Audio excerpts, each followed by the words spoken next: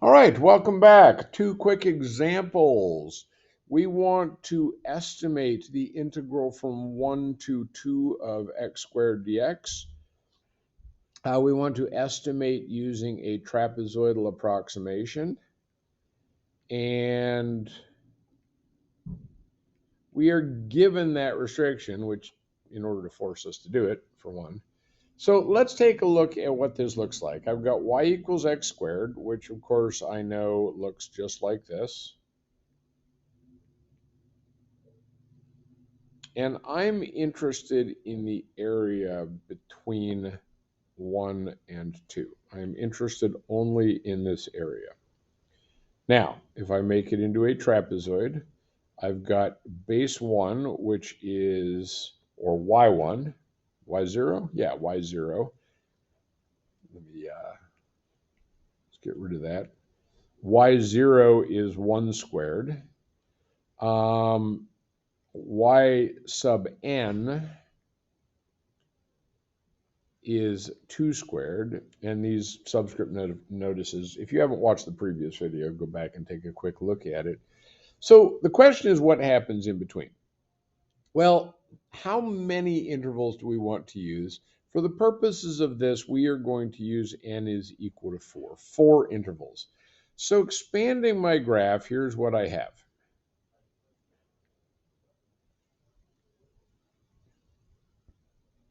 I've got 1, I've got 2, which means that taking this distance, 2 minus 1 divided by 4 is 1/4. So this is 1.25, this is 1.5, and this is 1.75. 4 trapezoids. 1, 2, 3, and 4. So doing quick coloring just to make sure we're on the same page. 1, 2, 3, 4. Now, keep in mind that you don't need to draw the trapezoids, but what you do need is you need to be quite clear of your x values so that you can plug them into your trapezoidal formula. So let's very quickly take a look now. We know that h is equal to 1/4. This is the width of each of my trapezoids.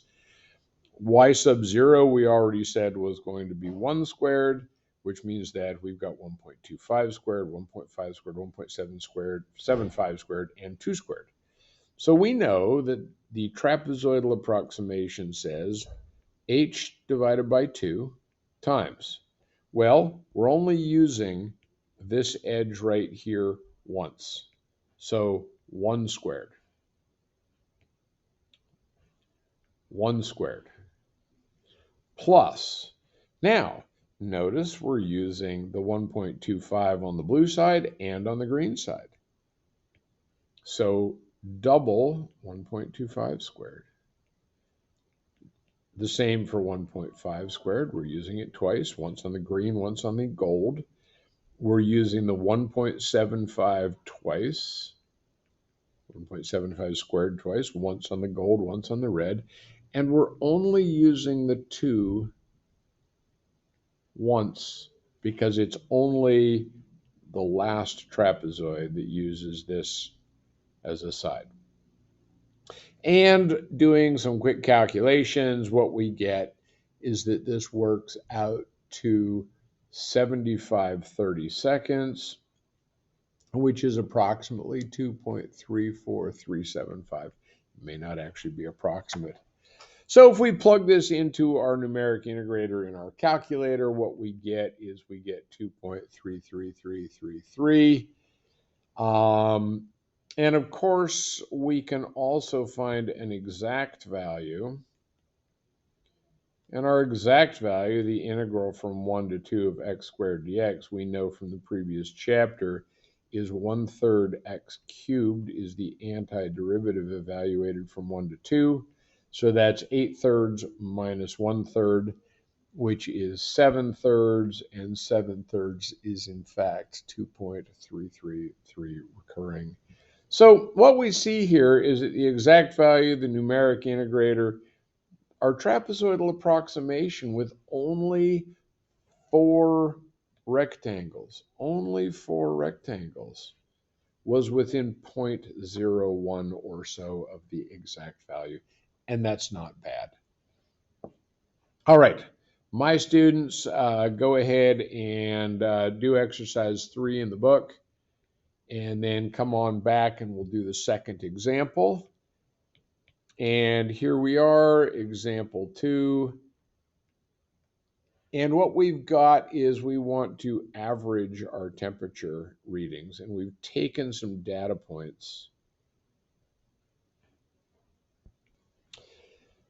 So I paused the video so that you wouldn't have to sit and watch me write down all the data points. So let's think about the average value of this temperature function. We know it's a continuous function. We know it's differentiable. And we know that average value can be calculated by 1 over b minus a times the integral from a to b of f of x dx.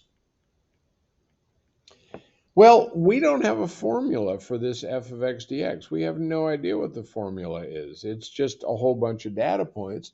But what we can do is we can approximate the area under this curve, knowing that it's continuous differentiable, as 1/2 h is equal to 1, h equals 1, because we're taking temperatures every hour, times 63 plus twice 65 plus twice each of these in the middle, plus once the ones on the end. And what we get is we get 782 as the area under this curve. The average value of this function is 1/12, because we're going from noon to midnight, which is 12 hours, 1/12 of 782, and that works out to approximately 65.17. And since our temperatures are all given to 1 decimal, we would generally then say that our average temperature was 65 degrees. So allowed us to find this average value even without having a formula, because we were able to approximate the average value of those temperatures by finding the integral, or approximating the integrals of trapezoid. All right, hopefully that helped. My students, go ahead and do exercise 7, and we'll come back for a quick recap. So what do we need to remember? Trapezoidal rule summary.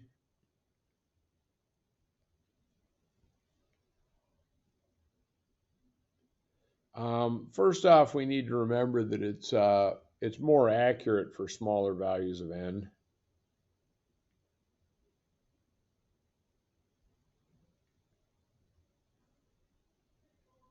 Which makes it nice. We don't have to do a really, especially if we're doing it by hand. And also only use it for constant intervals. If your intervals are changing, you can use it, but you can't use the formula. You can use the trapezoidal approximation, but you can't use the formula to simplify. And so at that point, you need to calculate the area of each trapezoid and plug them in. All right. Thanks for watching. Hope this helped.